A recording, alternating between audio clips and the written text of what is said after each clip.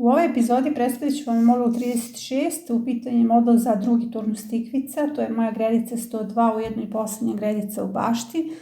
Ovo je perma model i na predavanju govorim da je procenat modela za brzi uzgoj i perma modela vrlo bitan u jednoj bašti, jer gredice za brzi uzgoj nama zapravo, osim što daju veliku količinu hrane, daju i sadnice za perma modele. Ovo je perma model za drugi turnus tikvica, dakle one su ovdje najvažnije jer sada sejemo prvi turnus tikvica, bez obzira što se one seju i tu imamo turnuse unutar turnusa u zavisnosti od sorte koju primjenjujemo, dakle uvek ih negde sejemo na 15 dana, tako da i tu imamo produženu berbu tikvica, ali opet one završavaju svoju vegetaciju tamo negde krajem avgusta i potrebno je da imamo novi turnus tikvica koji će nas hraniti do prvih mrazeva. To su one mlade tikvice i to je zaista pravi kuriozitet i prava poslastica u jesenjim danima. Ovdje u perma modelu imamo rane kupusarice, o njima ću nešto kasnije više da govorim. U pitanju je također mešovita sadnja kupusarica u odnosu na dužinu vegetacije, afinitet rasta, dakle potrebe same biljke. Kada se planira ovako jedan model, vrlo je bitno da središnji deo ima istu vegetaciju, jer središnji deo nama zapravo treba. Kao što sam i govorila, prvo odredite šta vam je glavna kultura, na što se odnosi model. Model se odnosi na drugi turnus tikvice. U skladu s tim planirate biljke na proleće. Sve ove biljke, crni luk, niska boranija, imaju vegetaciju koja je jednake dužine, zapravo se jednako završava. Naravno, luk ima dužu vegetaciju jer ga sada sadimo, a nisku boraniju 28.4. ali nakon 3 berbe niska boranija se uklanja. Ovdje savjetujem 2 sorte, žutu olovčicu i čudo Pijemonta.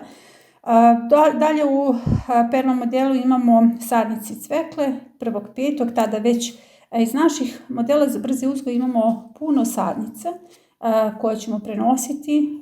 Cveklu uvek gušće posijete i onda imate sadnice koje raznosite dalje po perma modelima. Naravno, fitoremedijacija je ovdje prisutna, pelin i korijander odbijaju kupusne stenice, suncokret, fitoremedijacija tla amarant, matičnjak također odbija kupusne stenice, one su najveći problem, također i hren. Dakle, tu je napravljen integralni sistem zaštite.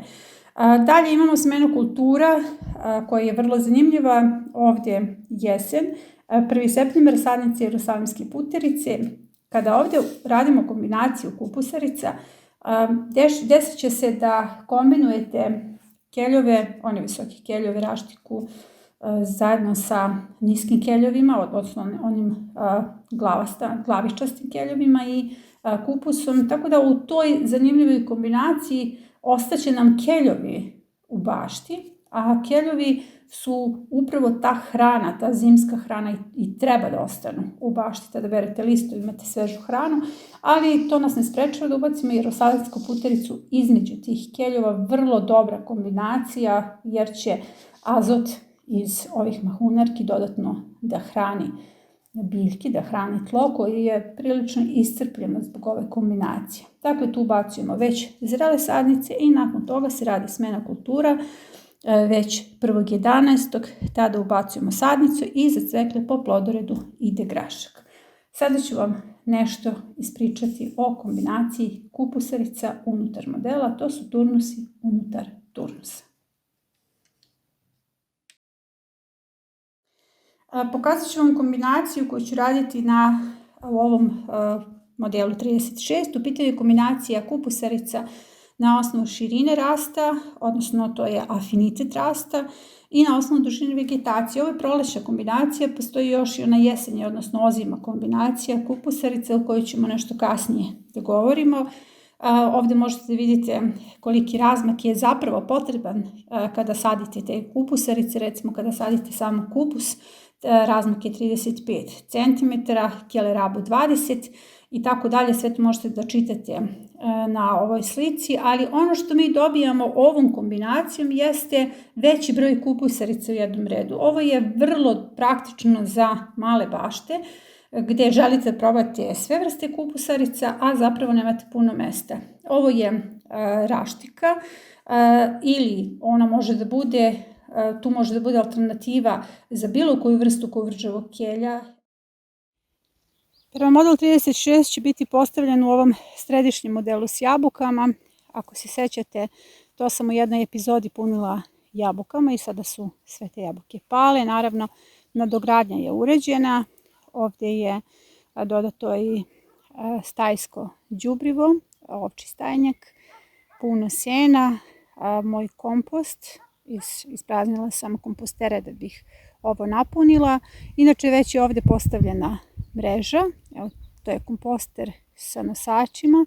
Ovdje je postavljena mreža i napravljeni su hodnici za kretanje. Ova mreža će nositi nisku boraniju.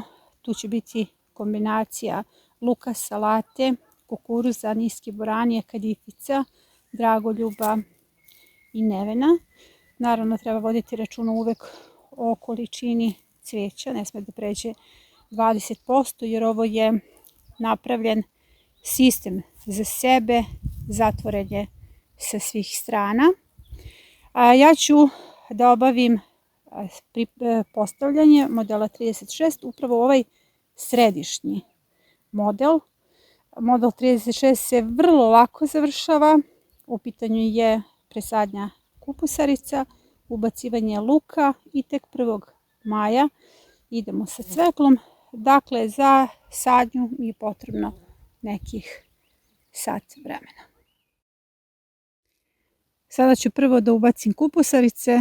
Ovo su kelerabice i one idu između kupusa, kelja, raštike, odnosno kovrđavih keljeva. Kada radite sadnju, uvek ostavite prvih 30 cm i posljednjih 30 cm prazno. Ovo je vrlo dug permamodel, ja ću raditi preseke na svaka 2 metra, ubacivat ću integralne sisteme zaštite. Ubacila sam svoje kupusarice. Sadnja permamodela je tako prijatna biljkama jer ih odmah ubacujemo u jednu živu sredinu i zaštićene su. Ovo je permamodel s jabukama, što znači da raspadanjem jabuke oslobađaju vlagu koja treba u predalu korena zbog, naravno, razvoja mikroorganizama. Evo, kupusarice su ubačene svuda. Jako im je lepo, sakrivene su u senu. Evo i sa ove strane. Dakle, ovdje je urađena prava kombinacija biljaka. I sada ću da odradim sadnju luka. S obzirom su u pitanju sadnice, dakle pričamo o sadnji. Luk je potrebno ubaciti na određeni razmak i to je naš posao za danas kada je u pitanju postavka ovog modela. Kada ubacujete luk, vodite računa o razmaku i o njihovim pozicijama na projektu. Luk se nalazi ispred samog kupusa. U pitanju je razlika u afinitetu rasta i dužini vegetacije. Tamo će se kupus razgranati i raširiti kada izvadimo luk, ali je potrebno osloboditi prostor za nisku boraniju, tako da će drugi red luka da se nalazi ovdje. Ovdje će se širiti niska boranija, ovdje nam ponovo dolazi niska boranija i ovdje na kraju sadnice cvetla. Dakle, sada ubacujemo luk. Da bih posadila luk, koristim ove štapove. Evo, pravim male rupice s jedne i s druge strane. Odmah radim sadnju oba reda. Evo, ovdje se nalazi kupus, dakle to je taj razmak. Što se luka tiče, s obzirom da je ovo luk za stari luk, dakle ostaće za kao ozima hrana, birajte krupnije sadnice. Zaista imate priliku da budete praktični. Sve ove krupne sadnice ostaju da se glaviče, dok one sitnije, kao što je recimo ova, to iskoristite za mladu berbu, za modele za brzi uzgoj. Čim uzmem vrećicu, ja odmah napravim selekciju šta ostaje preko zime, a šta je kao mlada berba, jer zaista ovo su dobre lučice i ovo je garant da će upravo i taj luk, odnosno ta glavica da bude krupnija. Vrlo je laka sadnja u perma modele. Napravite rupe, ubacite luk, zatvorite kao što evo ja radim. Dakle, ja sam napravila rupicu zato što je u pitanju prilično uslojen perma model i na taj način ste završili sadnju. Razmak između starog luka je 10 cm za razliku od luka koji ide u mladu berbu. Tada gusto sadite i 3 cm, bitno je samo da imate onaj zeleni deo i da se nahranite. Sada kada postavim ovde luk, postavka perma modela 36 je gotova i ono što me čeka dalje jeste ubacivanje niskih mahunarki. Seme niskih mahunarki se idealno može postaviti, u perma modelu imate dosta videa u kojima to pokazujem, i naravno sadnice cvekle, i tada će ovo biti jedna dobro organizovana priča za drugi turnus tikvica.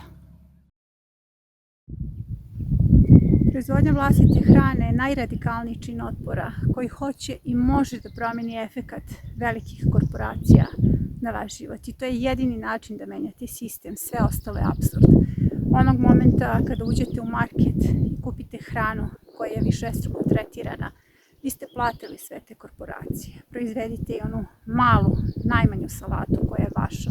Znate šta jedete i dali ste svoj doprinos očuvanju planete. Na kanalu vas učim kako da to uradite, kako da na što bezbedniji način proizvodite hranu po biološkim metodama. Učimo o resursima. Znanje o resursima je vaš uvod u nezavisnost. Zapratite kanal.